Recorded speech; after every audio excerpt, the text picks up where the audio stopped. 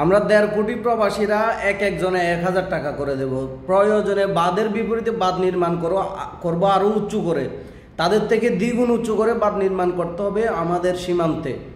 এদের এইসব অত্যাচার অবিচার আমরা কখনো সহ্য করব না, কোনোভাবে সহ্য করার মতো না। আজকে শুনলাম ডক্টর ইউনূস এবং ভারতীয় হাইকমিশনের সাথে আলোচনায় বসছে। আমরা কোনো চুক্তি চাই না, সোজা কথা।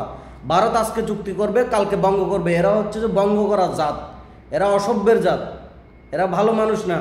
এদের সাথে কোনো চুক্তি হবে না, সোজা কথা। আমরা বাঁধ নির্মাণ করব, প্রয়োজনে বাংলাদেশের হাজার হাজার মানুষ বিনা খরচে কামলা দিতে প্রস্তুত এই বাঁধে। প্রবাসীরা এক একজনে একদম নিম্নে না দিলেও 1000 টাকা করে দিবে। 1000 টাকা না, হাজার হাজার টাকা দেওয়ার মতো প্রবাসীরা আছে। কিন্তু শুধু উদ্যোগ নেন, প্রবাসীরা প্রস্তুত টাকা দিতে, বাংলাদেশের মানুষ প্রস্তুত বিনা খরচে কামলা দিতে।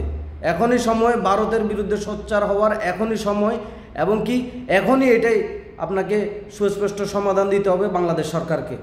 ভারতের এইসব অত্যাচার, এই যে পানি ছেড়ে দিয়ে আমাদের হাজার হাজার মানুষদেরকে মারতেছে তারা, এটা কোনোভাবেই মেনে নেওয়া যায় না। অনেক দালালের বাচ্চারা, ভারতের দালাল আছে কিছু, তারা এখন বলতেছে ওইদিকে পানি বেড়ে গেছে, এই কারণে বাঁধ ছেড়ে দিচ্ছে।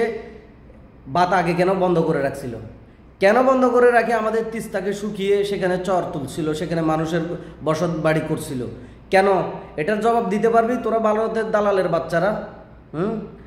এখন এই মুহূর্তে যারা এখন ভারতের দালালি করবে, একদম নির্ঘাত সে অমানুষের বাচ্চা, সে কোনো ভালো মানুষের বাচ্চা হতে পারে না। এখানে হিন্দু, বৌদ্ধ, খ্রিস্টান সবার বাড়িঘর এখন ডুবাইছে এই ভারতের বন্যার পানি। এরপরও যদি কোনো মানুষের বাচ্চা ভারতের দালালি করে ভারতের পক্ষ হয়ে কথা বলতে যায়, তাকে যেখানে পাবেন সেখানে গণধোলাই দিয়ে তার শিক্ষা করে দিবেন। এটাই তার সর্বোচ্চ শাস্তি এবং কি শিক্ষা। তো যার যার জায়গা থেকে আপনি যেখানেই থাকেন আওয়াজ তুলুন। আমরা ভারতের বিরুদ্ধে তাদের বিপরীতে আমরা বাদ চাই। প্রয়োজন আমরা টাকা খরচ করবো, আমাদের পকেট থেকে টাকা দিব, তারপরে ভারতের এই অসভ্যতা আমরা সহ্য করব না। যার যার জায়গা থেকে আপনি আপনার জায়গা থেকে আপনি আওয়াজ তুলুন।